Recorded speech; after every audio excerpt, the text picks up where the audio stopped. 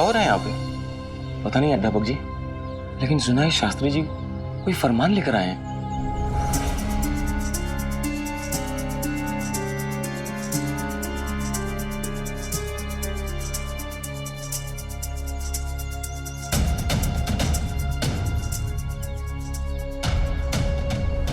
आइए पाटिल जी, आपका इंतजार था मुझे। क्या बात है शास्त्री जी, क्या हुआ? अंग्रेजी सरकार का एक फरमान आया है मेरे पास। कुलकर्णी सरकार के वाड़े गया था, लेकिन वहां ताला जड़ा है दरवाजे पे।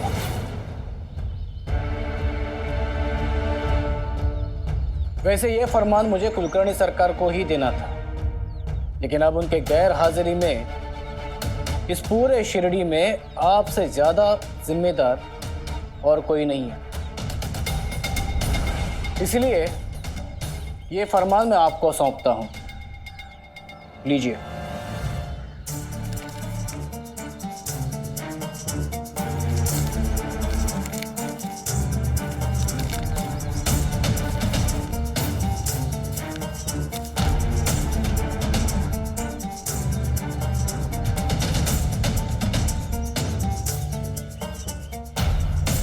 क्या हुआ पाटिल जी, क्या लिखा है इसमें?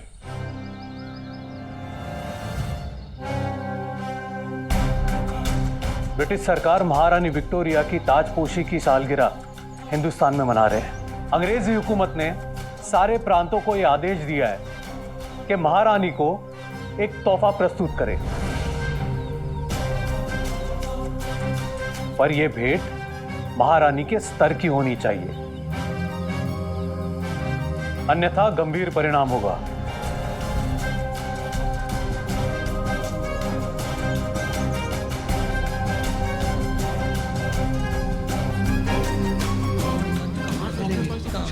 शांत हो जाइए, आपकी चिंता जायज है। मैं आपकी पीड़ा समझता भी हूं,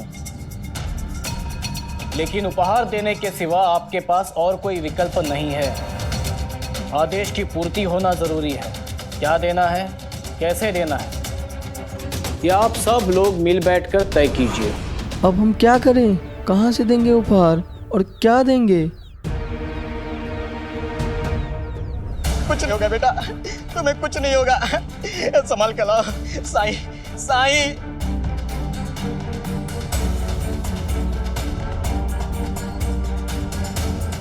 मेरी मदद कीजिए साईं। देखिए ना मेरे बेटे को, न जाने इससे क्या हो गया है।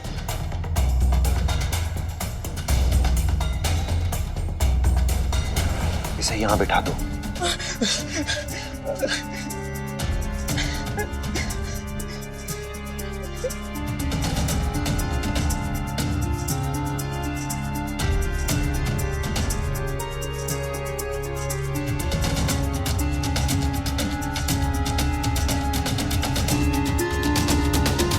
इसे चोट लगी है या फिर इसने कुछ खाया है? पता नहीं साईं, मुझे लगा ये भी थोड़ी देर बाद दावत में शरीक हो जाएगा, मगर ये पहुंचा ही नहीं। पर जब घर लौटा तो इसे ऐसी हालत में पाया और फिर इसे यहाँ ले आया साईं।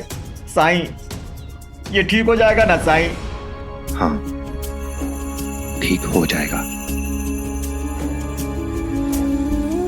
लेकिन उसके लिए मुझे पहले ये पता करना होगा कि इसे हुआ क्या है, इसकी समस्या की वजह क्या है।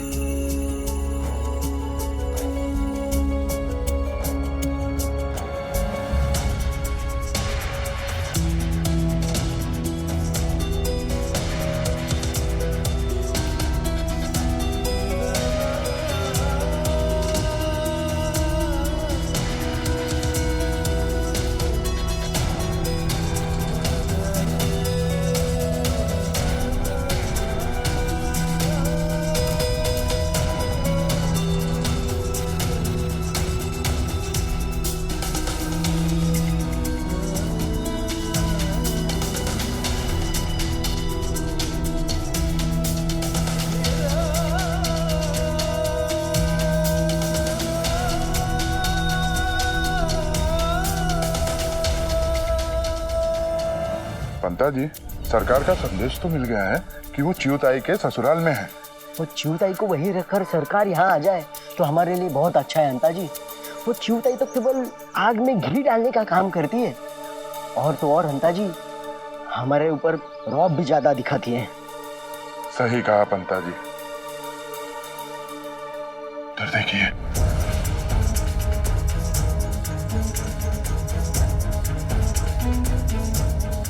पिछली बार जब शास्त्री जी सरकार के वाड़े पे आए थे तब उसने तीसरा गांव ले लिया और धमकी देके गए थे कि सरकार से शिरडी नहीं संभल रही है। इस बार क्यों आए हैं शास्त्री जी यहाँ? चलिए पता करते हैं। ध्यान रहे, अंग्रेजी हुकूमत का फरमान मिला है आपको, गंभीरता से ले लीजिए। इससे शिरडी को कम से कम तकलीफ होगी। अंग्रेजी अफसरों का मिजाज तो आपसे छुपा नहीं है। उम्मीद है आप मेरा भरोसा नहीं टूटने देंगे। हे भगवान, फरमान! शास्त्री जी ने अप्पा को फरमान दिया। हमें सरकार तक खबर पहुंचानी होगी अंता जी। कहीं ऐसा तो नहीं कि शिरडी भी सरकार के हाथ से निकलकर अप्पा जी के हाथों में चली गई?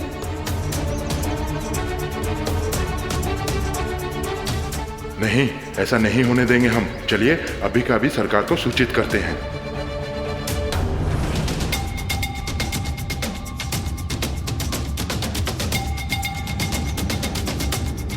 अरे बाप रे, गई भैंस पानी में। अब हमारा क्या होगा पंता जी? कुछ दिनों में आकर हम उपहार लेके जाएंगे।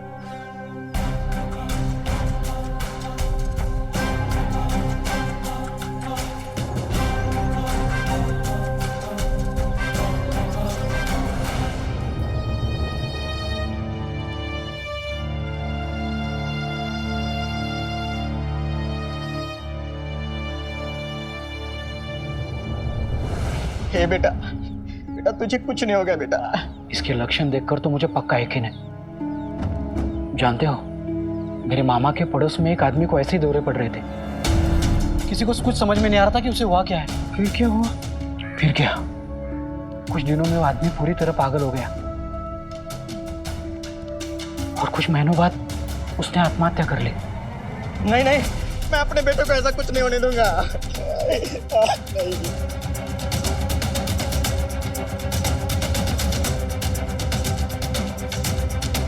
कुछ नहीं होगा इसे, कुछ नहीं।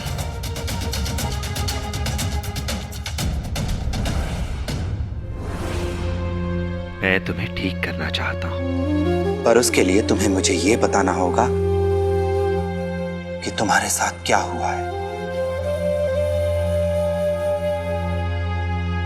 लो लो, ये पानी पी लो। जब जीवन में दुख का अंधियारा छाए, मन में सदा श्रद्धा की ज्योत जलाए, विश्वास मन का तुझको पार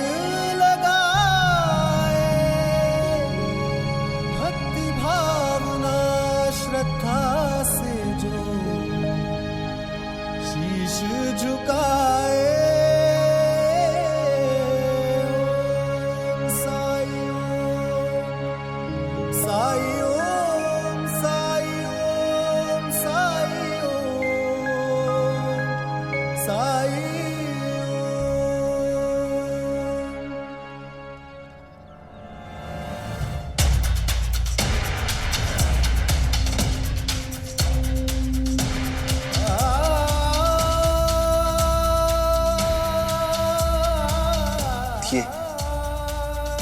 ये अपनी तकलीफ बता नहीं पा रहा है क्योंकि ये बहुत डरा हुआ है। हे बेटा, बेटा डरो मत बेटा। जो कुछ भी कहना है मुझसे कहो, अपने बाबा से कहो। कहो बेटा। हे बेटा, इतनी सरलता से ही अपना दर्द नहीं बांट सकेगा। सबूरी।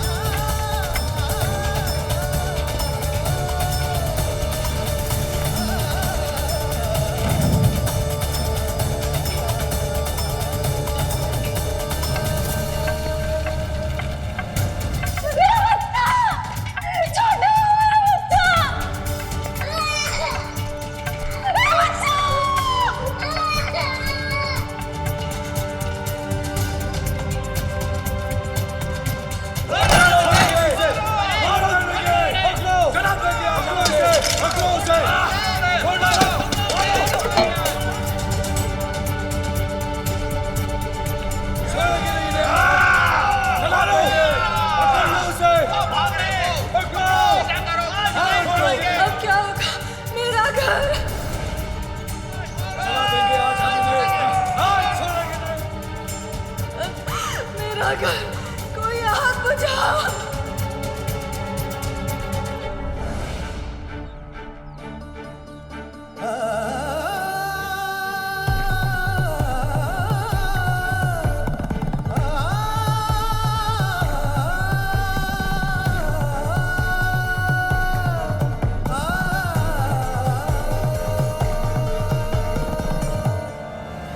दंगे फसाद में हुई क्रूरता, नृशंसता और तबाही से बहुत गहरा सदमा पहुंचा है इसे।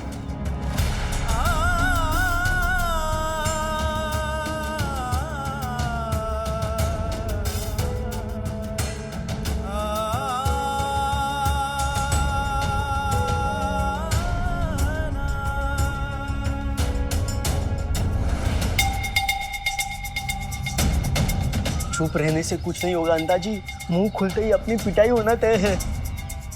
लेकिन हम इतना तो सुनिश्चित कर सकते हैं ना कि कम से कम चोट पहुंचे हमें। इसलिए हंता जी, चोट पहुंचाने वाले सभी धारदार भारी और नोकीले सामानों को, हथियारों को हम पहले ही छुपा देते हैं। क्यों हंता जी? हाँ पंता जी। चलिए। हाँ।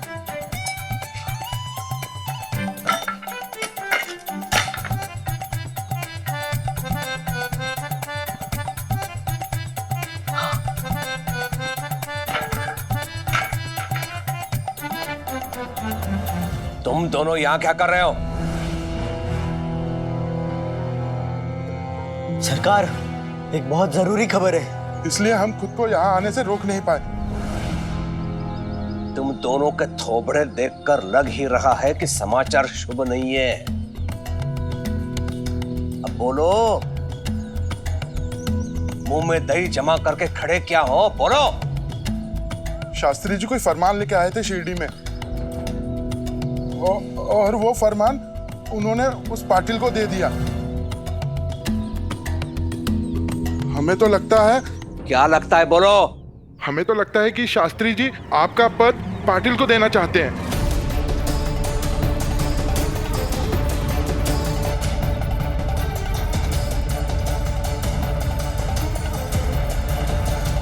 ये क्या कह रहे हो तुम? कह नहीं रहा हूं सरकार, जो सुना जो देखा वही बता रहा हूं। वो शास्त्री जी और वो पाटिल बहुत घुल मिल के बातें कर रहे थे। सरकार, इसमें हमारी कोई गलती नहीं है। आपके शिरडी से पलायन के बाद वहाँ के लोग बड़े खुश हैं, मिलजुल कर खुशियां मना रहे। और तो और सरकार, हमने उनको डराने की कोशिश भी की, लेकिन कोई डरा ही नहीं। हरिओम। अभी के अभी शिरडी के लिए प्रस्थान करेंगे हम। जाने की तैयारी करो। जी सरकार। शिरडी? दादा, मैंने शिरडी सुना। शिरडी कहाँ ना दादा तुमने? क्या हम शिरडी जा रहे हैं? दादा चलो ना यहाँ से, मैं अब यहाँ और नहीं रह सकती दादा, मुझे अपने साथ ले चलो दादा। हाँ चलो, तुम भी चलो। मैं अभी आई अपना सामान लेकर। रुको। देखिए, मुझे यहाँ रुकने के लिए मत कहिएगा। हाँ, मैं तुम्हें रुकने के लिए नहीं कहूंगा।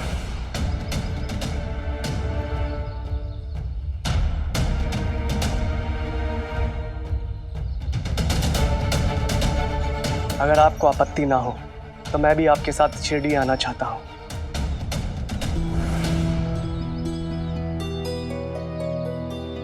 ताकि चीहू के साथ और समय बिता सकूं। इसे लगता है कि मैंने हमारे वैवाहिक जीवन को बचाने की कोशिश नहीं की और मैं इस आरोप के साथ अब और नहीं रह सकता। इसलिए अब मैं हमारे वैवाहिक जीवन को बचाने के लिए जो कुछ भी हो सकता है वो करने के लिए तैयार हूं।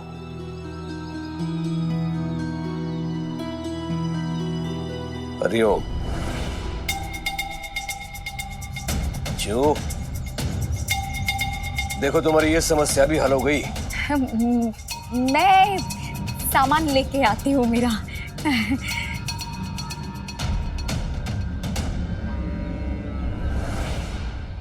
भाई, अब आपकी बहू को साथ में लेकर ही लौटूंगा। आशीर्वाद दीजिए। जाता हूं। जाता हूँ नहीं कहते, कहो आता हूँ। जल्दी आता हूं।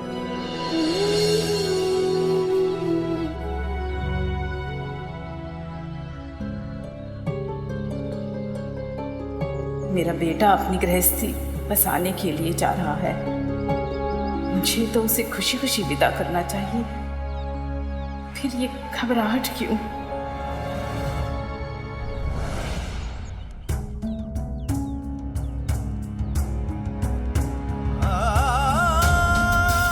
साईं, ये ठीक हो जाएगा ना साईं? आपके द्वार से कोई निराश नहीं लौटा है साईं। भगवान के लिए मुझे बताइए, मेरा बेटा ठीक हो जाएगा ना? इसे ठीक कर देंगे ना साईं?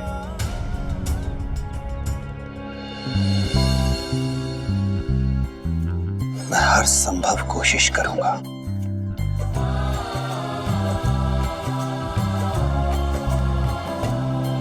बांधी तूने सर पर कफनी,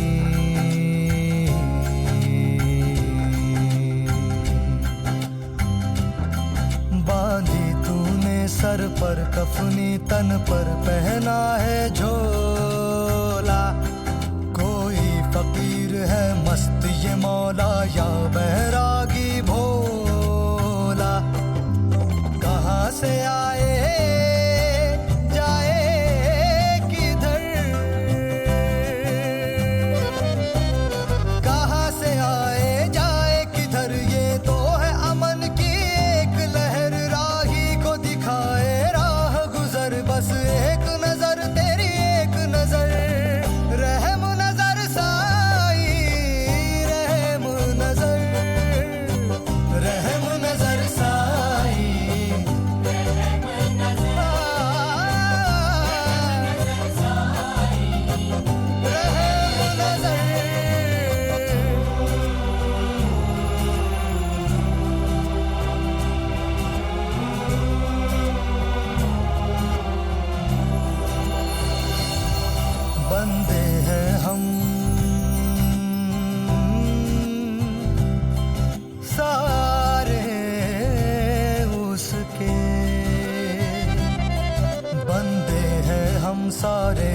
के सबका मालिक एक, श्रद्धा और सबूरी रख कर काम किए जाने एक।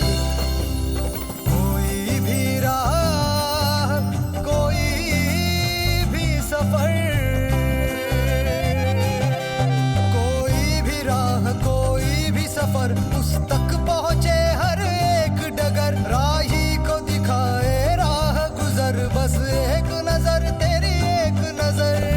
रहम नजर साई, रहम नजर, रहम नजर साई, रहम नजर, रहम नजर साई, रहम नजर, रहम नजर साई, रहम नजर, रहम नजर साई, रहम नजर, रहम नजर साई, रहम नजर, रहम नजर साई, रहम नजर, मेरे साई, मेरे साई,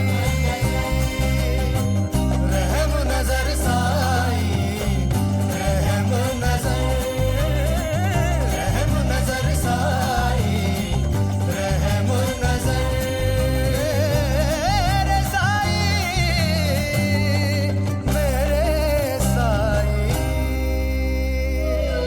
बाबा, बेटा बेटा ठीक हो गया तू बेटा। साई, साई मेरा बेटा ठीक हो गया साई। जिसके हृदय में दया भरी हो, करुणा मैं जो सर्वोपरि हूँ, निर्बल का जो बने सहारा, हृदय वही तो हरि का धाम। हरे कृष्णा हरे राम। बाबा, हम बरसों से उन लोगों के साथ रहते आए हैं। वो लोग इतने क्रूर कैसे हो सकते हैं? कैसे वो लोगों को मार काट रहे थे, घरों को लूट रहे थे। मैं ये सब भुला नहीं पा रहा हूँ। भूलने की जरूरत भी नहीं है, क्योंकि अगर भूल जाएंगे तो फिर सीखेंगे कैसे कि क्या गलत हुआ था।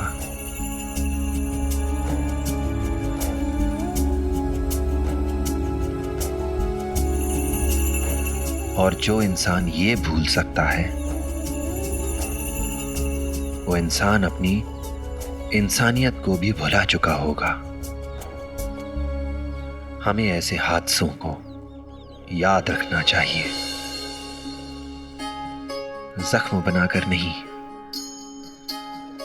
बदले के लिए नहीं, बल्कि बदलाव के लिए, ताकि इन यादों के सहारे हम अपने समाज को, अपने परिवार को मजबूत कर सकें, उसे सुधार सकें। जो दीवारें खड़ी हो गई हैं उन्हें गिरा सकें, जो दरारें आ गई हैं उन्हें भर सकें, जो गांठें पड़ गई हैं खोल सकें उन्हें।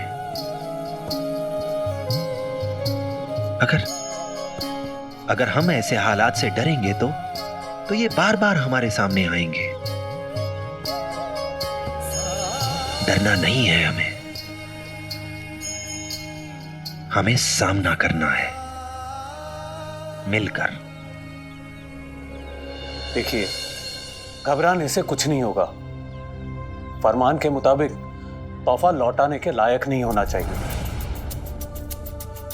मुझे लगता है कि हमें ऐसा तोहफा देना चाहिए जो हमारे हैसियत के बराबर हो, जो ज्यादा कीमती भी ना हो लेकिन बेजोड़ हो और अनमोल हो। अगर आपके मन में कोई सुझाव हो तो हमें बताइए।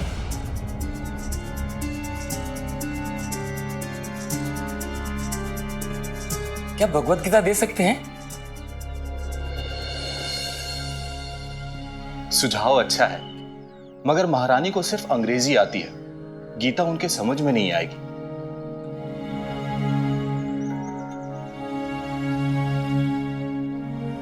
माधव का तर्क बिल्कुल सही है। क्यों ना हम उन्हें तोहफे में अनाज दें? क्या भाईजान, महारानी है वो, उनके पास अनाज की कमी थोड़ी ना है।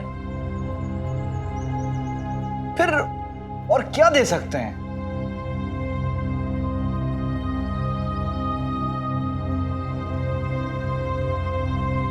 क्या हम उन्हें पीतल की समई दे सकते हैं? अरे नहीं नहीं, वो हमारे जैसे पूजा पाठ थोड़ी करते हैं। देखिए, हमें कुछ और सोचने की जरूरत है। आपके द्वारा सुझाए गए उपहार हमारे लिए मूल्यवान है, लेकिन उनके लिए बेकार। और फरमान में यह कहा गया है कि उपहार महारानी जी को पसंद आना चाहिए। अगर उसमें कुछ ऊंच नीच हो गई तो ब्रिटिश सरकार हमें दंडित कर सकती है। मेरे विचार से हमें महारानी को ऐसा उपहार देना चाहिए जो उन्हें हमारी संस्कृति की याद दिलाए। पर ऐसा क्या है? पैठनी।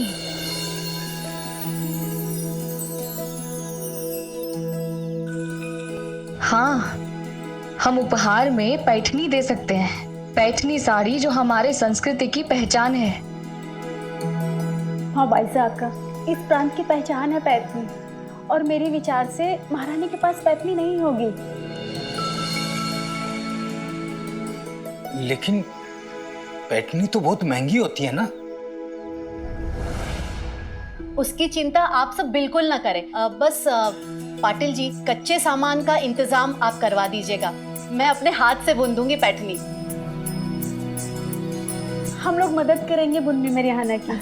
अगर ऐसा है तो कच्चे माल के लिए हम लोग आपस में भी चंदा करके पैसे इकट्ठा कर सकते हैं। जी पाटिल जी, आप बिल्कुल बेफिक्र रहें। ये फरमान भले ही आपको जारी हुआ हो, लेकिन हम सब आपके साथ हैं। क्यों भाइयों? हाँ। धन्यवाद। तो फिर तय हुआ कि हम महारानी को पैठनी देंगे।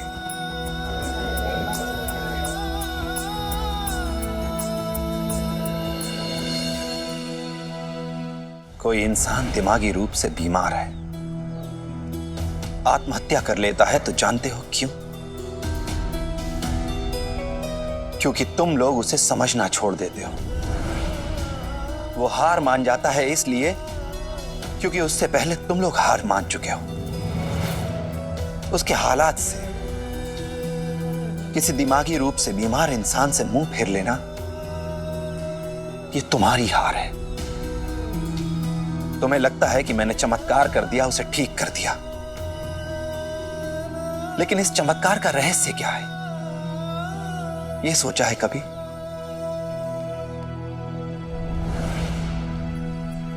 इस चमत्कार का रहस्य है प्रेम। प्रेम को लोगों के साथ जुड़ने का आधार बनाओ, क्योंकि जब तक तुम प्रेम को लोगों से जुड़ने का आधार नहीं बनाओगे, लोग पराये ही रहेंगे।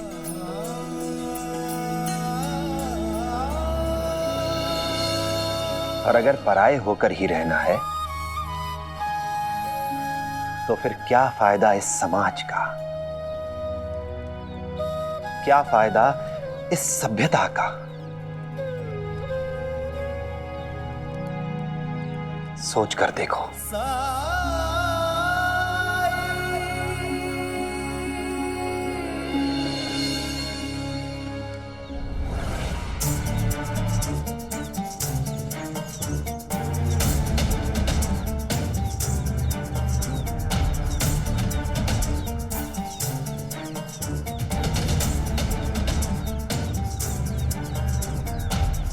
ये हटा तेरी गाय को सामने से। हाँ हाँ, जा रहे हैं।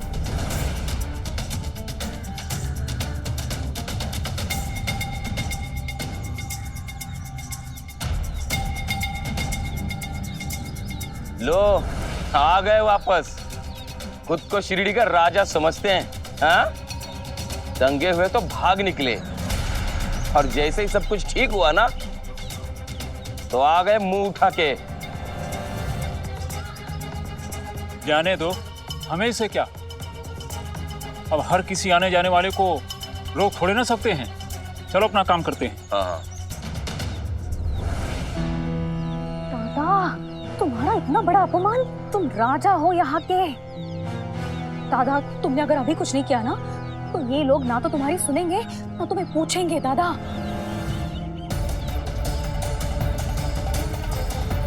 ऊंट बैठ भी जाए तो भी गधे से ऊंचा ही होता है।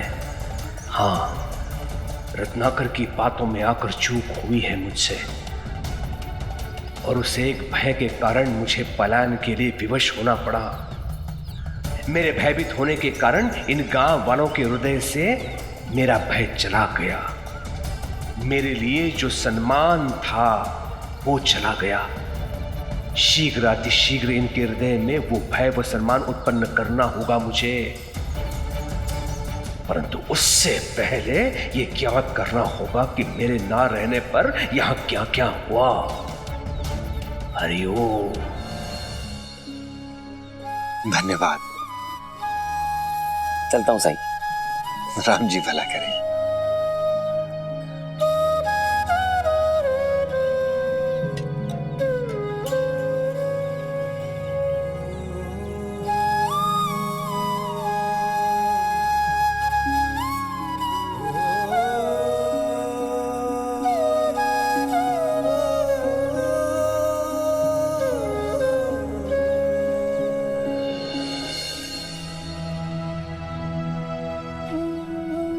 आदाब साईं।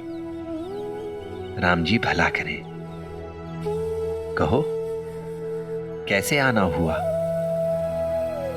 साईं, आपने मुझे सिखाया था, ज्ञान दिया था कि शादी के बाद मैं अपनी जिंदगी के सबसे अहम दौर में कदम रखूंगा।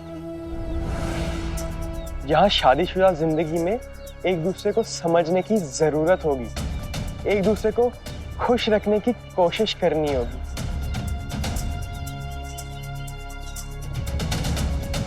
तहे दिल से अपनी जिम्मेदारियां कबूल करनी होगी हमें। और मैं तो शुरुआत में ही नाकाम रहा। देखिए ना, रुखसती की रस्म के बाद नुसरत जब से अपने अयाल से अलग हुई है तब से रोए जा रही है। क्या करूं साईं, आज तक कभी भी अपने घर वालों को छोड़कर नहीं रही हूं। मुझे अपने घर की, अपने अम्मी अब्बू की बहुत याद आ रही है।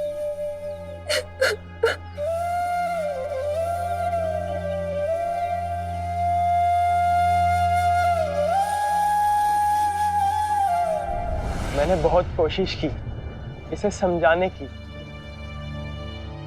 बहलाने की, शांत कराने की, लेकिन जब हार गया तो आपके पास ले आया साईं। तुमने देखा कैसे मैंने इस नन्हे पौधे को एक जगह से दूसरी जगह पर लगाया।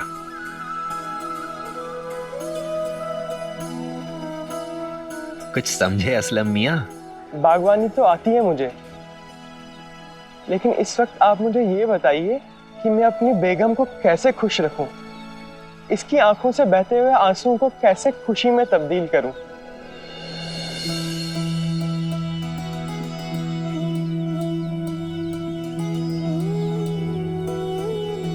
असलम, अगर बागवानी जानते हो तो ये भी समझते होगे कि किसी पौधे को एक जगह से निकालकर किसी दूसरी नई जगह पर रोपना ये एक कठिन प्रक्रिया है। ये कठिन तो है परंतु असंभव नहीं। जब हम पौधे को प्यार से, उसे संभाल के, नजाकत से निकालकर दूसरी जगह पर रोपते हैं, उसकी देखभाल करते हैं, तो कुछ समय में धीरे धीरे वो अपनी जड़ें जमाने लगता है, बड़ा होने लगता है। वो बस ऐसी ही हालत एक नई दुल्हन की भी होती है। जब वो शादी करके अपने मैके को छोड़कर अपने ससुराल में जाती है तो नए लोगों को जानने के लिए, नए रिश्तों को समझने के लिए उसे कुछ वक्त, कुछ प्यार और देखभाल की जरूरत होती है।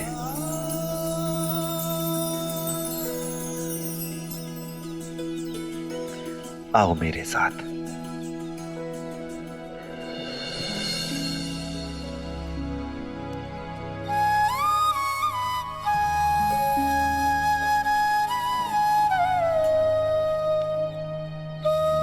बैठ जाओ।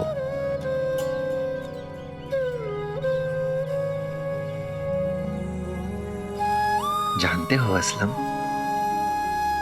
जब कोई लड़की निकाह के बाद विदा होके अपने मैके से अपनी ससुराल आ जाती है तो वो उसके लिए एक नई दुनिया, एक नया संसार ही तो होता है।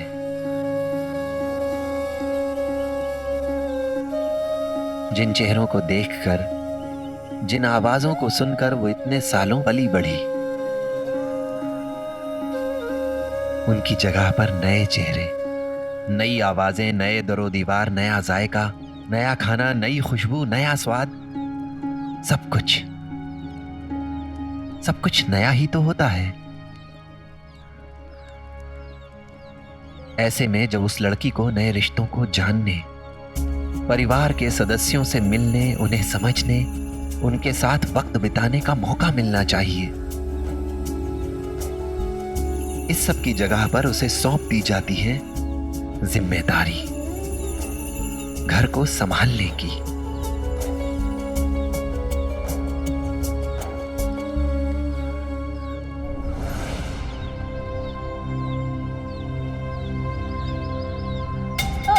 लो देखो केशव आ गया।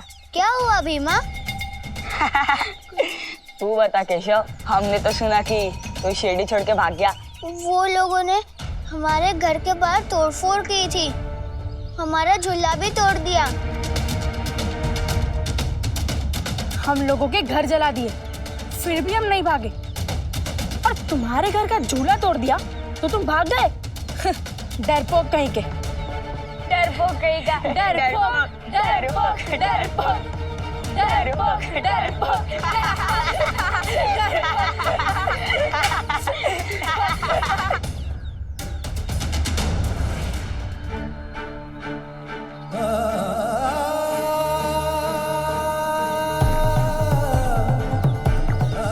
मुझे माँ के बिना अकेले नहीं आना चाहिए था। यहाँ तो सब मेरी खिल्ली उड़ा रहे हैं और माँ भी नहीं है मेरे साथ।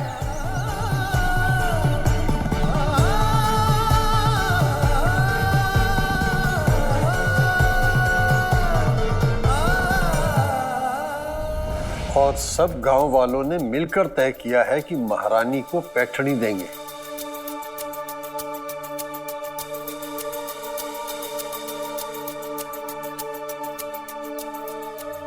केशव,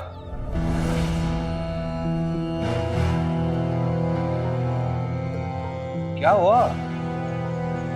इधर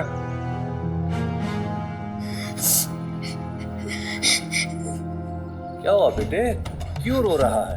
वो लड़के मुझे चिढ़ा रहे थे। किसने तो साहस किया तुम्हें चिढ़ाने का? कौन थे वो? मेरे दोस्तों ने। उन्होंने कहा कि हम डर से शिरडी छोड़ के भाग गए थे। डरपोक कहा उन्होंने। ये हटा तेरी गाय को सामने से। हाँ जा रहे हैं। खुद को शिरडी का राजा समझते हैं, हाँ? दंगे हुए तो भाग निकले और जैसे ही सब कुछ ठीक हुआ ना तो आ गए मुंह उठा के। अंता पंता। जी सरकार। जी सरकार। पूरे गांव को अभी के अभी चावड़ी पे बुला लो। सुना नहीं तुम लोगों ने? ये मेरा आदेश है। हरिओम। जी सरकार।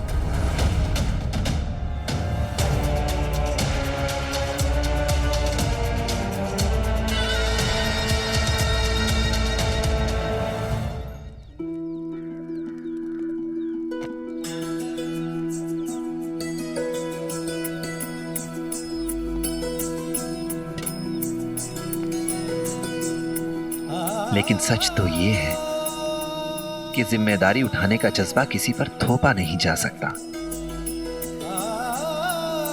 इसके लिए तो ससुराल वालों को बहू से जुड़ना पड़ेगा, बहू को प्रेम करना होगा, अपनी ससुराल के लोगों से,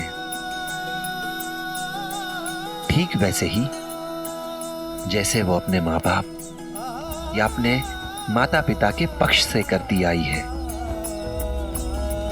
और जिस दिन ये संबंध जुड़ जाएगा, उस दिन बहू अपने आप जिम्मेदारियां उठाना शुरू कर देगी।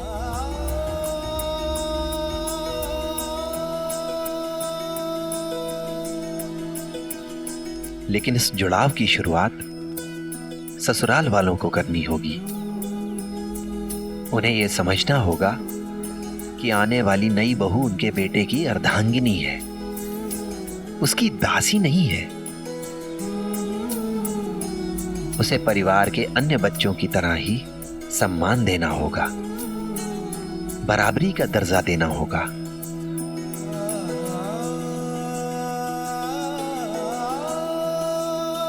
तभी उसे एहसास होगा कि वो इस परिवार का सदस्य है। किसी समस्या के बारे में जैसे हम अपने बच्चों से सलाह मशवरा करते हैं, उनसे राय लेते हैं, वैसे ही बहू से भी लेनी होगी। तभी तो उसे एहसास होगा कि ये घर भी उसका अपना घर है और परिवार का दुख, इस परिवार का सुख उसका अपना दुख सुख है।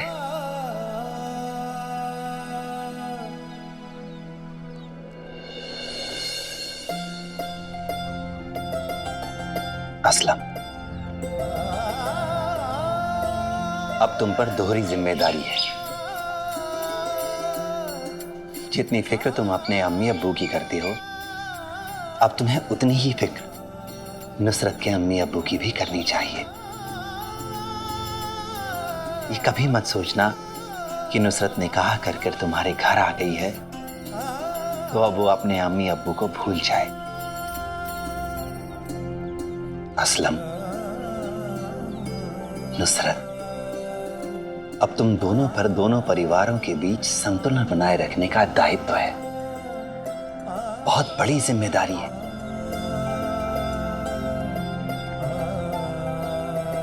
अगर कभी नुसरत को अपने परिवार की, अपने घर आंगन की याद आए तो अपने माँ बाप से इजाजत लेकर तुम इसे इसके घर ले जाओ।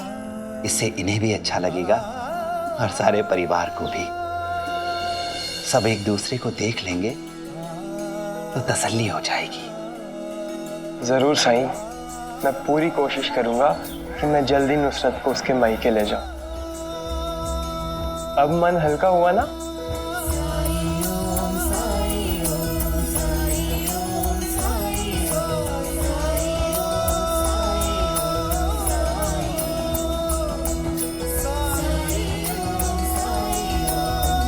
शुक्रिया साईं। राम जी भला करें।